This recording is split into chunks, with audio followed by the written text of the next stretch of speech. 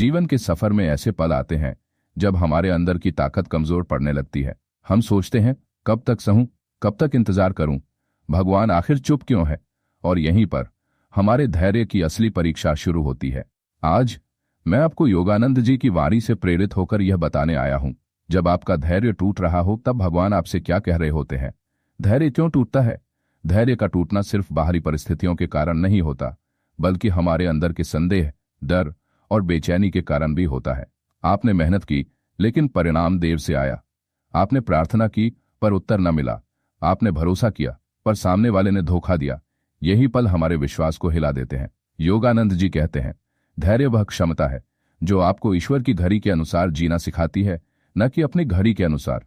जब हमारा धैर्य टूटता है, असल में हम यह कह रहे होते हैं, भगवान मुझे आपके समय पर भरोसा नहीं है। प्रिय श्रोता, भगवान कभी मौन रहकर भी बहुत कुछ कहते हैं। उनका मौन कहता है, तुम तैयार हो रहे हो, अभी नहीं, लेकिन जल्द। मैं तुम्हें केवल परिणाम नहीं बल्कि ताकत भी दे रहा हूं। मैं तुम्हारे विश्वास को स्थिर कर रहा हूं। योगानंद जी कहते हैं, जब ईश्वर उत्तर नहीं देते तो इसका मतलब ये नहीं कि वे सुन नहीं रहे। इसका मतलब है कि वे आपको अपने उत्तर के लिए और भी सक्षम बना रहे हैं। इंतजार का रहस्य। इंतजार एक साधना है। जब आप इंतजार करते हैं तो केवल समय नहीं गुजर रहा होता, आपके भीतर सहनशीलता, गहराई और आध्यात्मिक शक्ति बढ़ रही होती है। सोचिए, अगर हर इच्छा तुरंत पूरी हो जाती तो क्या आपको भगवान पर भरोसा करने की जरूरत पड़ती? नहीं, आप भगवान की जगह अपनी इच्छाओं के गुलाम बन जाते। इसीलिए कभी कभी भगवान चाहते हैं कि आप पहले तैयार हों। जैसे किसान बीज बोने के बाद तुरंत फसल नहीं काट सकता, वैसे ही आपकी प्रार्थना के बीज को भी समय चाहिए। जब आपका धैर्य टूटने लगे तब क्या करें? गहरी सांस लें और मन को शांत करें। धैर्य तब टूटता है जब मन बेचैन हो। 10 गहरी सांसें आपको वापस केंद्र में ला सकती हैं। भगवान से संवाद करें। प्रार्थना सिर्फ बोलना नहीं, सुनना भी है। पूछें, भगवान इस समय आप मुझे क्या सिखाना चाहते हैं? अतीत के अनुभव याद करें, कितनी बार भगवान ने देर से लेकिन सही समय पर उत्तर दिया है।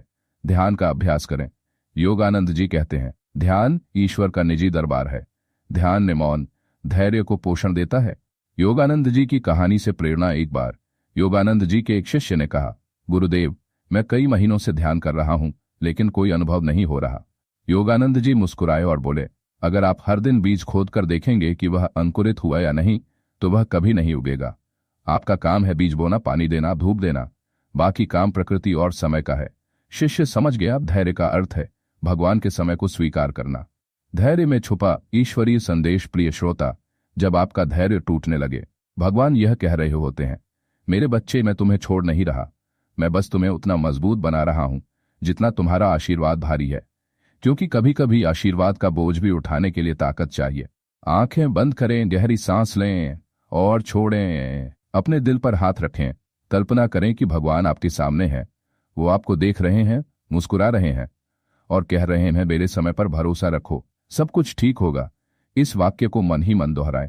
भगवान का समय, सही समय। गहरी सांस लें और धीरे धीरे आंखें खोलें। प्रिय आत्मन, धैर्य सिर्फ इंतजार करना नहीं बल्कि इंतजार करते हुए विश्वास बनाए रखना है। जब आपका धैर्य टूटने लगे, याद रखिए भगवान काम कर रहे हैं, भले ही आपको दिख न रहा हो। योगानंद जी के शब्दों में विश्वास धैर्य का सबसे सुंदर रूप है। आप अकेले नहीं हैं, आपके साथ आपका सृजनहार है। अगर आज के शब्दों ने आपके मन को थोड़ी भी शांति दी हो तो इसे दूसरों तक पहुंचाइए। मिलकर हम इस दुनिया में विश्वास और प्रेम का दीपक जलाएं। जुड़े रहिए, सुनते रहिए आध्यात्मिक ज्ञानवाणी। जय श्री कृष्ण। ओम शांति।